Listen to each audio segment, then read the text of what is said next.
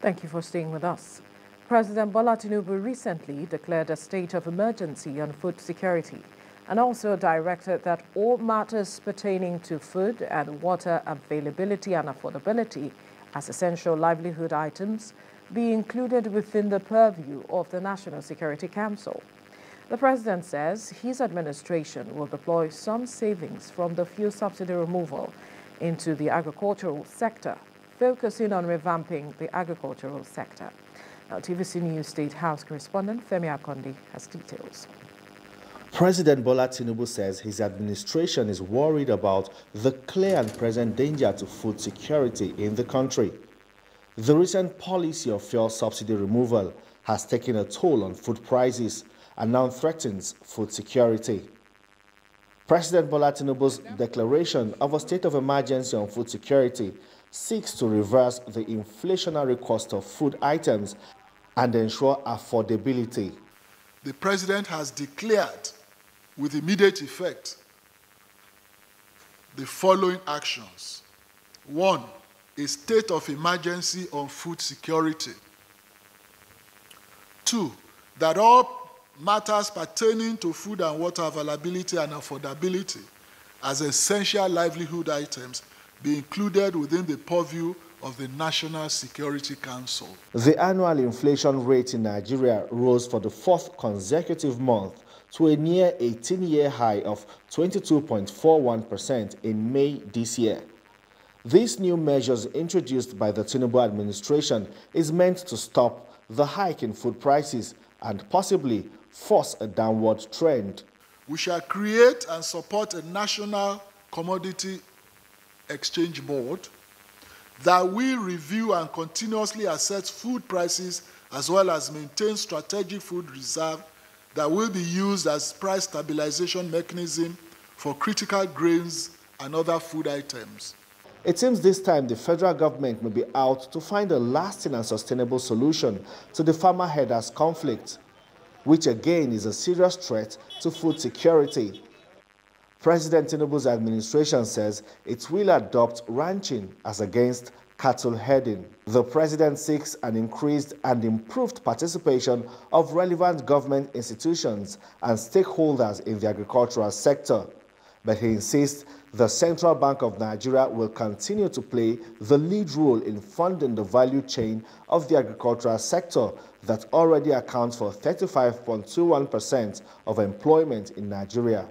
This latest government initiative is expected to draw the country closer to achieving Sustainable Development Goal 2, which focuses on ending hunger, achieving food security, improved nutrition, and promoting sustainable agriculture. Femi Akonde, TVC News, Abuja. Well, joining us in the studio is the CEO, Bama Farms Limited, and agriculturist Wale Agbekoya. Good morning. Thank you for joining us. Good morning. Good to see you. It's been a while. Yes. Exactly. And Good to have you here. all right, and from our Abuja studio is President of Farmers Progressives Association, Dr. Douglas Ogbo. Good morning. Thank you for joining us on the program. Good morning, please.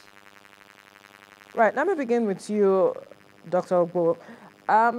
If you look at the papers this morning, it says a bumpy road to food security, and one wonders how we got to this point in the first place, because it is often said, if you don't know where you're coming from, you wouldn't know where you are headed.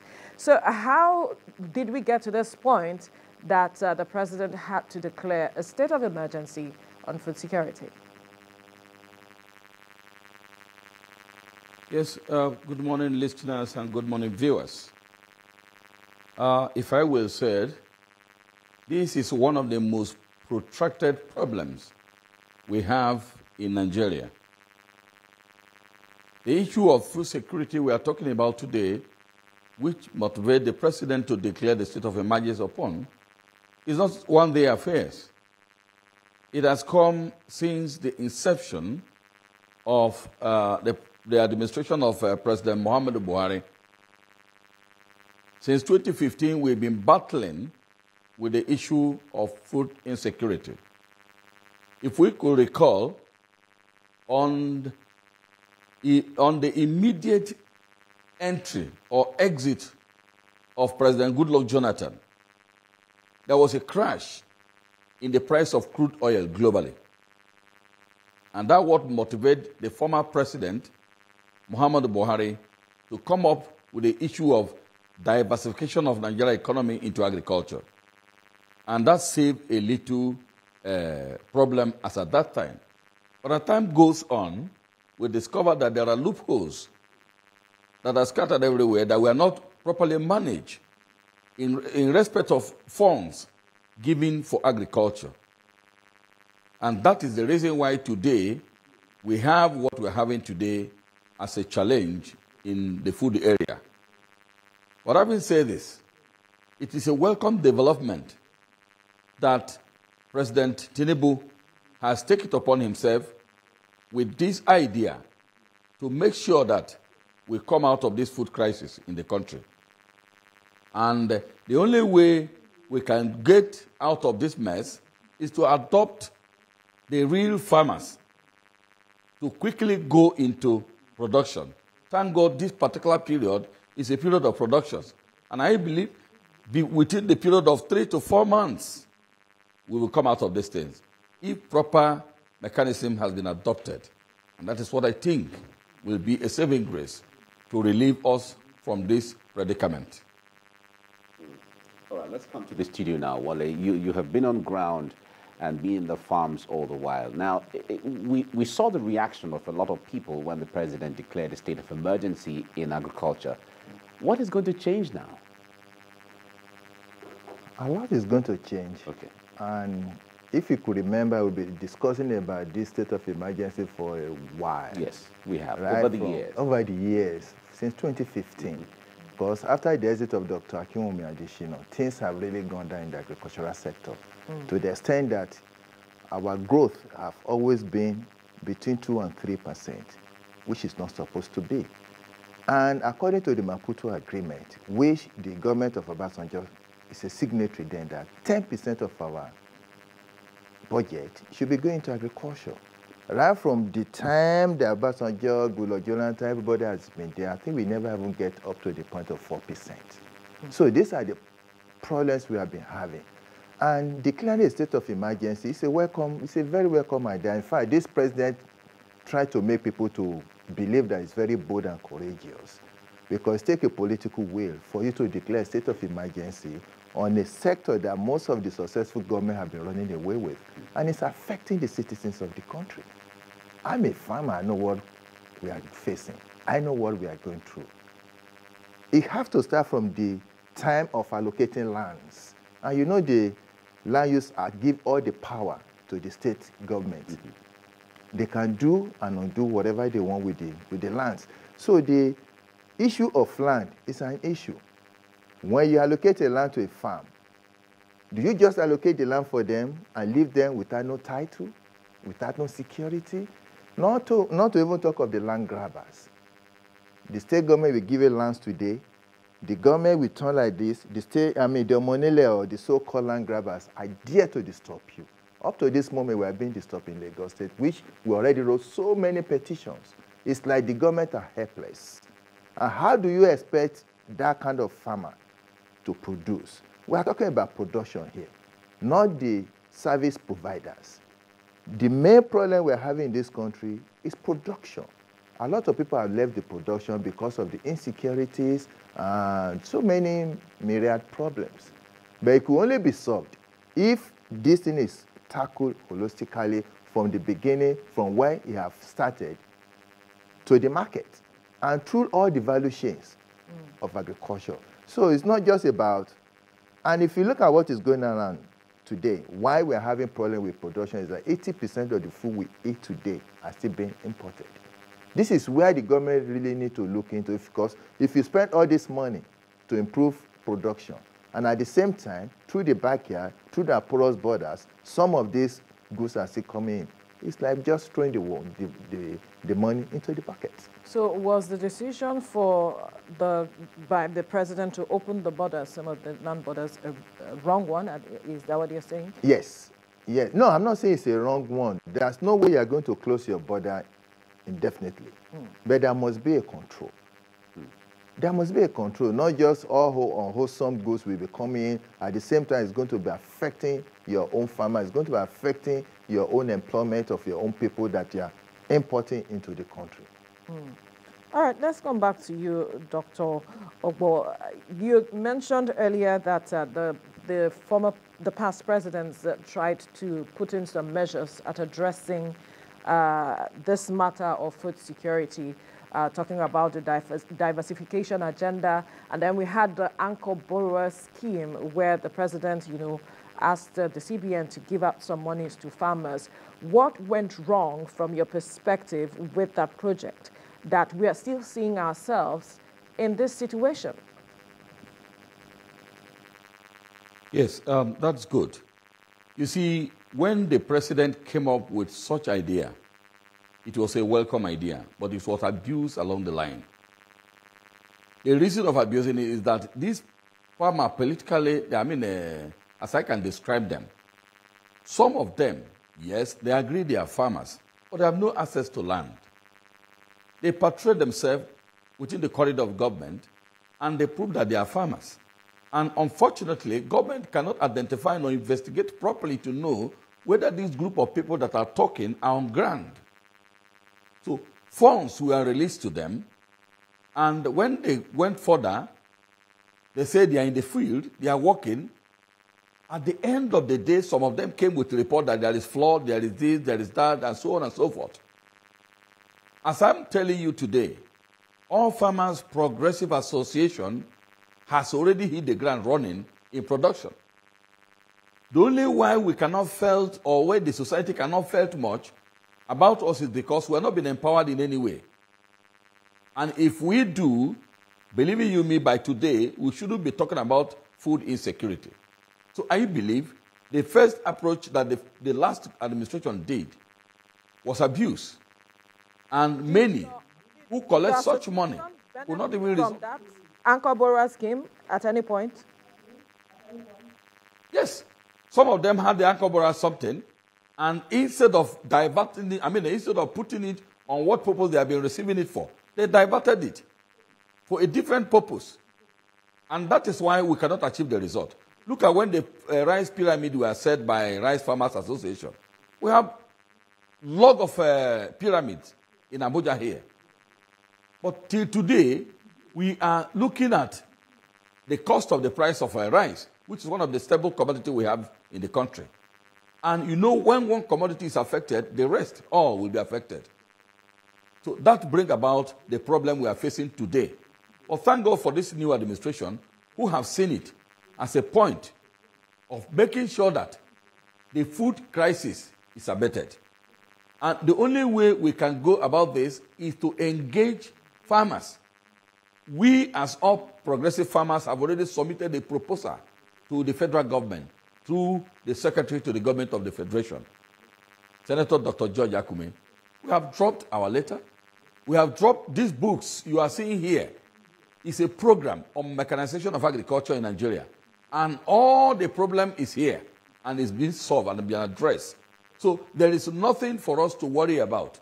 If government will not pay a lip service and they mean what they say, we are ready. We are present in 774 local governments in the country with all our structures on ground. All we need is a push. As I'm talking to you now, we are finalizing an agreement with Israelis and Brazil on how they can supply tractors for us in Nigeria. And I assure you this, agriculture is starting to consume at least 65% of Nigerian labor force if proper attention is being paid to it. Why are youth roaming the streets today? Why we cannot have enough to feed ourselves, not of it talk less of exporting. And mind you, I don't support the idea of opening borders to import food into the country. One is an insult in this nation. Nigeria have vast land, arable land, capability at least to produce enough for ourselves, and even to supply to outside country, export. So there is no need opening border to allow food coming. Rather, is to empower the farmers. Let them go into the field and get the food out for ourselves. On 27th of January this year, we proceed to launch some of our tractors where the Vice President, Kashim Shettima, Senator Kashim Shettima, was the one who commissioned the tractors with other dignitaries. Even our lawful Senate President, Godswill Akpabio, was the chairman of the day. Why did we do that? We do that to stimulate and promote farmers so that they can go into field. Right now, as I'm talking to you, we are working everywhere. If you go to Nasarawa, if you go to Benue, if you go to Kwara, a lot of places, we are there working. We are planting maize. We are planting other things. If we have been empowered and give up, we have the structure to deliver. We are not going to look for people to say, come, or this. No, no, no. We have the structure to deliver. And that is why we are advocating that the federal government should engage us to propel mechanized farming in the country. And if that is done, I assure Nigerians, like I've told them last time, they are going to buy rice in Nigeria for 7,000. They are going to buy per bag. They are going to buy gari. All the mudu is going for 500. It will return back to that 150. We have enough land. We have the strength. We have the capital. We have the knowledge. We have the technical know-how. And we are involving most of the university dons that are all over the place. They are with us. We will prepare them and make sure that we get this thing done.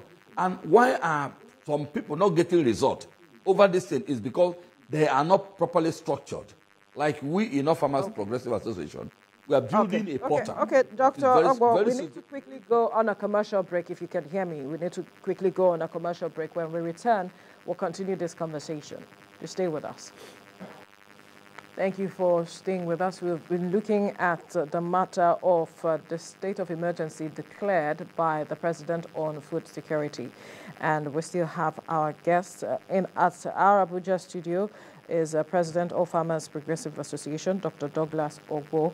And in the studio here, we have the CEO, Bama Farms Limited, and an agriculturist. Let me come to you now, Mr. Wali.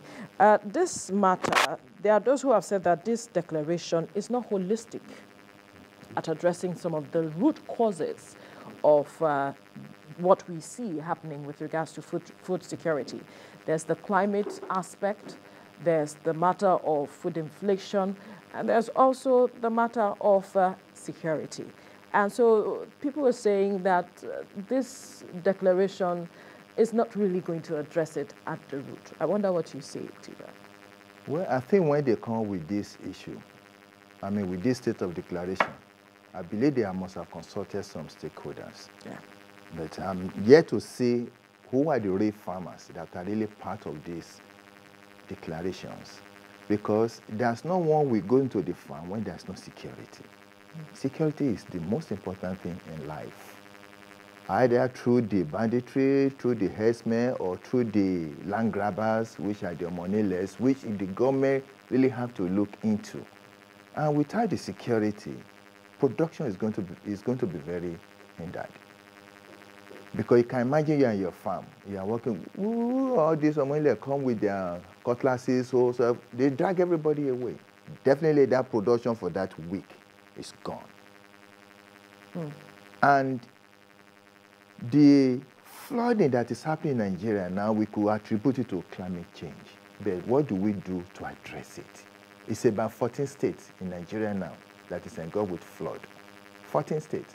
And most of these farm produce, they are very perishable. Some of them don't even like too much water, especially the vegetables. I can understand the cash crops. But when it comes to vegetables, it kills some of it. That's why in the north, that's why we're having some of this problem from the northeast. But what about the issue of harvesting?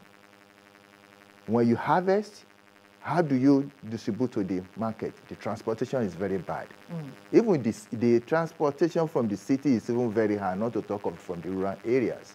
And a lot of people in the rural area, they migrate to the urban area because their needs have not been taken care of in the village. And you talk of the silos. I wonder where the government are going to get some of these grains they are talking about, they are releasing to farmers or to the processors. Don't we have them? We don't have anything. Right now, a tons of maize is being sold over 400,000 naira. 400,000. Some of them are being imported from Republic of Benin. And this is a country that even ordinarily just putting the seed on the ground, it will germinate. The 500,000 hectares the federal government is talking about is very good, but you have to be very careful so that the political farmers will not hijack it.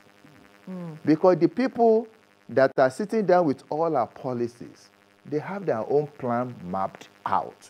Don't let us deceive ourselves. I know some of these National Assembly members, they are still even in the current government. They have farms. But do they go there? They don't. But because the free money is coming from the top, this is why we call them portfolio farmers. The money we get to them first before they even think about the real farmers. So I want the president, he meant well, but he had to be very careful so that it's not being hijacked by the politicians. All right. Now, Dr. Agbekoya, let me come to you on this. The point there is the president has talked about the issue of commodity and exchange board. Recall that in the 60s and 70s, we had these commodity boards that act as a buffer, you know, where they buy off some of these things and stabilize the prices, you know, from the farmers and so on. Now, explain to us, especially the new generation now, how this commodity and exchange board is going to work to ensure that there is stability in the price of agricultural products. Yes, like I rightly said, no matter whatever solution we intend to proffer, if the reality is not met, we'll go nowhere. Like my friend rightly said, I always said it, the problem we have in Nigeria is misdirection of project or of whatever program we want to have. We have people that are ready. We have people that are ready to work. But they don't look at them because those people don't have any means of reaching the corridor of the leaders. The people they see are the one they know. Instead of proper investigation to detail their means on how to know who are actually the real farmers. If we are able to identify the real farmers, I assure you, Nigeria will come out of this problem as quickly as possible. The commodity we are talking about, Nigeria has vast lands. And I'm telling you, the humidity of economic of production in Nigeria is very high. There is no way in the country that you cannot produce enough for ourselves. Like in the down north, they are basically on cash crops. Then south is root crops. So if we can interweave ourselves, why is it in Nigeria we are going to lack food? But I want to advise the government. We in All Farmers Progressive, if you trace our records, we don't owe anybody anything. Ask the CBN. Ask any other organization whether they have ever given 1 naira to All Farmers Progressive. Yeah. All what we are doing till now is on our own effort. Yeah, Doctor, but the question here, the question that I asked earlier is the working of the Commodity and Exchange Board. A lot of persons don't understand how that is going to work. What difference is this going to make in the entire scheme? That is why I was asking earlier if you could explain to the people how the Commodity and Exchange Board is going to work to create a difference in the agricultural sector. Yes, if their mindset are in tune with what the president is trying to build, they are the same Nigerians that are managing the affairs of the country in that aspect. Not because they don't know, but if their mindset now will be in tune with what the president is trying to fight on, it will work. Over the years, we have not seen anything different from them. Like even in the Ministry of Agriculture, we have approached them severally. We don't see any different. And like I always said, if they want agriculture to succeed in Nigeria, the real farmers has to be involved in all the policy, in all the implementation of the policy. That is why I have to answer you on that aspect. Yeah, but it seems we haven't understood each other yet. I was asking about the Commodity and Exchange Board, which the government is saying it is establishing to help stabilize prices. That was a question I was asking earlier. If you can talk in that regard It's fine, but if you don't want to comment on that, but we can move on. But Okay. I think it's something. Let's bring that question right. to Mr. Agbekoya now. How much of a difference or how much buffer is this going to bring to farmers, talking about the commodity and exchange boards? See, what it really means is about price control. Everybody just bring everything to the market with no control. And who affected is the buyers. And affect the farmers also. Especially, a farmer could be bringing their produce from Nasarawa to Lagos. Somebody that's very close here, that the labor cost for producing such item is extremely high.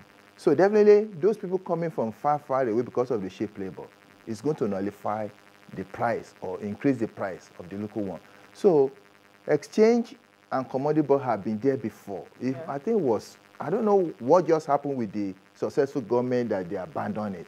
That is why you see so many disparities in prices today. If you go to Igbo, the price of tomato might be different from if you go to my 2 or my 12. Yes. So with the exchange board that the federal government is trying to introduce is to help the consumers and the producers. That way, there will be a control that nobody just come to the market and just put the price. Take, for example, during the Ramadan, you see that the prices of ram during the Ramadan or during the festive period always go up. Yeah. We hear it's not supposed to be like that. If there has been a regulatory by the regulatory board, definitely it's going to control those prices. Would it act like a subsidy, a kind of a subsidy? It's not like a subsidy. It's what you produce that you bring to the market that is being regulated by the board. It's not subject. It's not subject to market forces. No, it's subject to the market forces. What you produce is just the law of demand And supply. Right, right. Interesting. But there's something that has been coming out of this conversation, and that has to do with identifying the real farmers. If we want these initiatives or plans by government to work. And I'm wondering how the government can identify the real farmers, if that is possible. My sister, they do. The government have the data of farmers. It's only they're playing lip services. Really? I can't remember how many times the government will want to play lip Let me service tell you the with reason. its program? Let me Why tell, would let it me want tell to you do the so? reason. Yeah. I told you that I'm on the field. I'm a farmer. Yes. I can't remember how many times the government officials have come to my farm to take my data of what we need. I remember one time, I think the federal government might meant well. They give it to some of these field officers or to some contractors. They said they should go and be giving boreholes to some farmers. I have a large farm of over 100 acres of land. They wanted to give me 50 boreholes. I said, I don't need 50 boreholes. Why can't you just be the central one? But because of I think for each borehole they are going to dig for me, I think they are collecting about 2.5 million naira. You know what they did? They dug about 20 boreholes for me with no pumping machine, with no overhead tanks. And I bet you they went back to the government and collected the money. They already collected the data that, oh, I have a big farm. Definitely I need about 50 boreholes. So many times, there are some funds will come from the international donors, maybe through the World Bank or UNESCO. They mean well for Nigeria. But when it comes to the Nigerian people or the civil servant, that is where the problem comes from. They will collect your data, take it down to the Federal Minister of Agriculture. And when it comes to the time of releasing the fund, you that they collected the data, you will not get anything. I have over 100 acres of land. If you know how many times I've been begging the government to give me just one tractor. They have come several, the federal government have come, the state government have come. And up to this moment, how do you want me to work on over 100 acres of land at Ekpe here? So these are the problems the farmers are having. Not that we are not eager to work, not that we are not willing to work, but the tools are not there. And that is why you see most of the youths, they can never come and do the farming the way we are doing farming. Introduce technology. We have so many fabricated manufacturers in Nigeria that went to the best schools like Yaba Technology or most of these Firo. Go to Firo, they are very good in fabrication of some of these farm tools. Yeah. But the government will not patronize them. They will rather say, okay, go and import from China. Go and import when we have the technology in Nigeria, why do we send our kids to the technological school? Is it not for them to be able to fabricate some of this equipment that we don't have to spend too much? If You see this 8,000 naira the government is talking about. If I'm to sit down with whoever is in charge, don't give people 8,000 naira because it will go down the drain. Look at what happened during the palliative when they are giving 10,000. How many people were giving the 10,000? Look at when the former vice president, Shibaji, was going through the market, giving 10,000. How many people is he going to give the 10,000? Look at the humanitarian woman that said spend over 100 billion naira during the COVID. Who are the people that benefited? When you could call the stakeholders people to the table, what can we do with this 100 billion? I know what we can do with 100 billion. Get bulldozers to all the 774 local governments in the country. Now they have made the local government to be very redundant. If you don't need this local government, why can't you scrape them off? We keep on talking about the federal government. We keep on putting pressures on the federal government. What about the state governments? What about the local governments? I believe the local governments are very closer to the grassroots than the federal. All what the federal government is to do is to bring a positive and formidable policy for the state and the local government to follow. To implement. Yeah, to implement. It's not about giving out 500 billion. Those people that sit down on the policy in the National Assembly that we are approving 500 billion, they have their own plan. By the time this money comes out, I'm telling you that they'll be the first person to access this fund. At the end of the day, the real farmer that really need this money, they will not get it. That is why you see the prices of foodstuff have been expensive. We don't have no storage facilities. All the silos we have in Nigeria, they are more or less on moribund. It's not working. We have over 32 silos in Nigeria. If you go there now, there's no single grain. So where are the government going to get the grain that they are going to give to the farmers? So we have a lot to do. They need to really sit down with the stakeholders, with people that knows where the shoes pinches. And bring it down to the state level. To the state level, to the local government level, not on the federal. I don't have access to President Tinubu now, but it's the people that are closer to him. Let's do this and let's do that. Instead of them to do the investigation, it's just like during the Mohamed Buhari's regime, when he told the minister to go into the market to go and see why the price of foodstuff have gone up. What concern with the ministers? When you have farmers that are producing, why can't you call the stakeholders in the farming sector? They are the ones that know why the food is when you send in your minister. Then the minister will send the PA. The PA will send so. We do things in this country as if we don't travel. Go to abroad. Most of the highways you will see in the express road, what will you see? Farming. This planting of maize can go into some kilometers. Apples, kilometers. So many things. What is wrong with us in this country? We have the best land in one of the world. But government is looking at clearing some of these forests for farming. It all depends on who they give contractors to. Even the industrial estates, a lot of the lands are being cleared for residential and industrial purposes. Exactly. And all of that. Let's bring Dr. Agbekoya in here. Now, let me throw this question to you as well. Agriculture is on the concurrent legislative list, which means that the federal and the state governments can all put hands together to do whatever they want to do in agriculture. There seem to be, because from everything you have said, there seem to be emphasis on what the federal government has to do and needs to do and has to do. How about state governments? How are you engaging state governments and even local governments when it comes to the commodities where they have comparative advantage based on the region that they are or the texture of the land that they occupy? Yes, like my friend just said, this problem lies within the farmers and the government.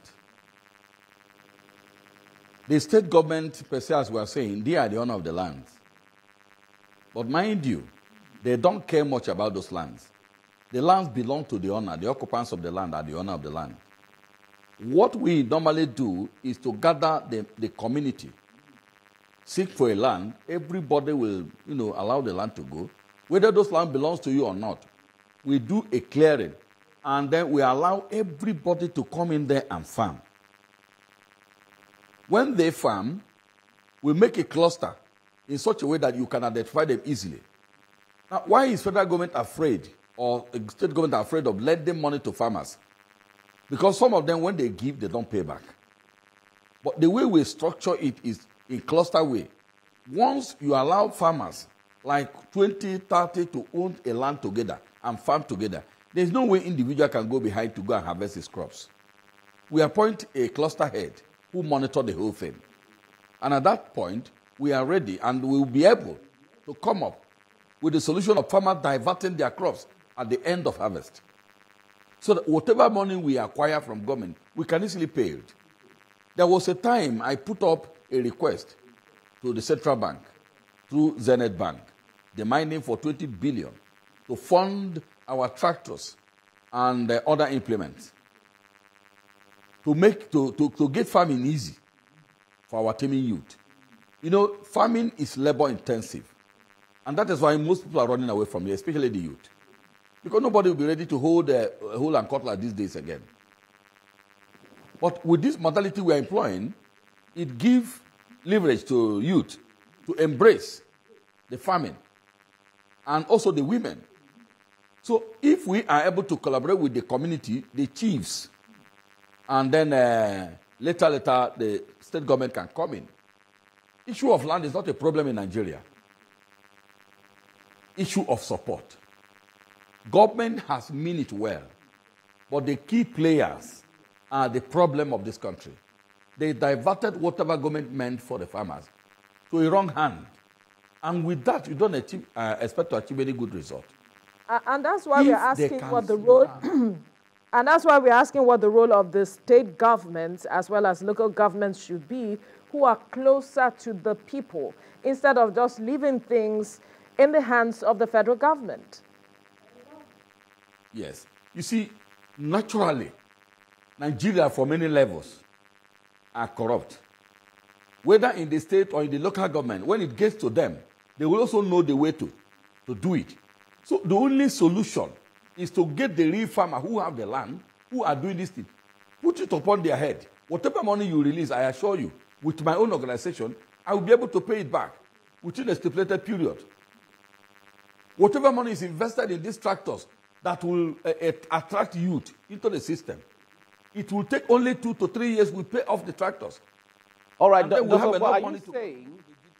Yeah, Dr. Bo, are you saying that there is no need engaging state governments, but it is better to engage the farmers themselves? Is that what you're saying? Recall that even Wale, who was here earlier, talked about the issue of the land tenure system.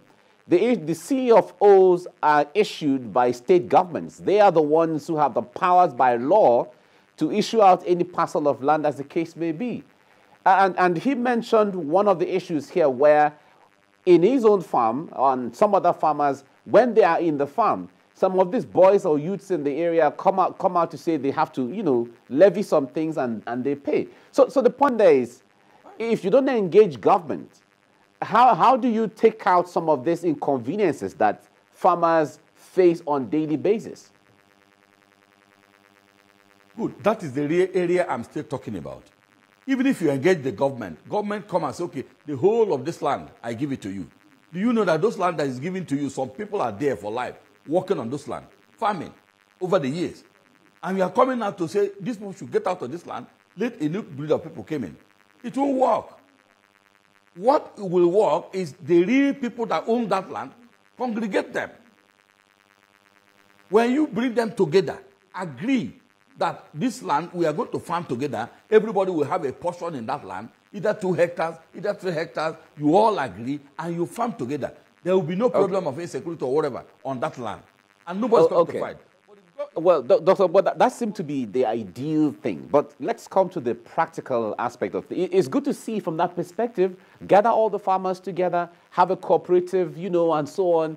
It looks, you know, ideally, it looks amazing. It looks possible. But in practical terms, sometimes it might not be easy to just engage farmers in that context because some want to farm yam. That is what their fathers have handed over to them. Others want to do rice. That's what their fathers have handed over to them. Others want to do millet or whatever the thing is. Speak to us from that perspective. See, there's a way to, when the government allocate lands to you, if some families are there, definitely some families might have been there, there's something they call settlement. Okay. That we are taking your land, though, but we are going to compensate you so that you don't disturb our farmers. But some family, they say the money is not enough. Maybe the money is gone back to the state until they are ready to get the money. But in the process, where the landowners have not been settled, they will not allow you farmers to have a peace of mind. And we have to remember that security starts from local. The federal government in Abuja will not know what is going on in my little area. Absolutely. So this is why the power is within the state government, not even the local government. The local government cannot allocate you a land, but the state can. The federal government cannot just allocate you a land, but the state government. Will. So the federal government needs to engage all the state governments, all the state governors that are listening. We need to improve on agriculture, and the power lies in your hand. The federal government doesn't have much. The only thing we can do is to give you enabling environment. If you need money to buy bulldozers, to buy tractors, to buy seeds, to buy petrochemicals for your farmers, we will do that. But go and engage the people that are the original owner of the land and allocate it to people that need enough to the political farmers. I've seen it so many where most of the land that's supposed to be given to the farmers are given to the political farmer who does not have any business to be in the farming sector. But because of free fund coming from where they are coming from, Or access to government. or access to the government, they say, yes, they are farmers. And by the time you go to the CBN, they say, yeah, they release so billions to the farmers. Who are the farmers? So how do we begin to hold perhaps certain persons accountable with regards to we release these funds and yet we are not seeing the results? Should we begin to hold people to account? Yes, please. All what they have to do is to do monitoring. You don't just release money to a farmer and go and rest and expect them to be paying back at the end of the month. Why do we have the field officers? They're supposed to be paying visits to these farmers to see the development going on in the farm. That's why I said that all the stakeholders need to be called to the round table, not just making a decision in Abuja when people in the Nasarawa or in Ogun State does not even have access to the president. Okay. We'll have to leave this conversation here now. There's so much to be said. But we must thank you, CEO Bama Farms Limited and agriculturist Wale Agbekoya, as well as our guest in our Abuja studio, President All Farmers Progressives Association, Dr. Douglas Ogbo, for your time on the program. Gentlemen, thank you for coming. Thank you for having me.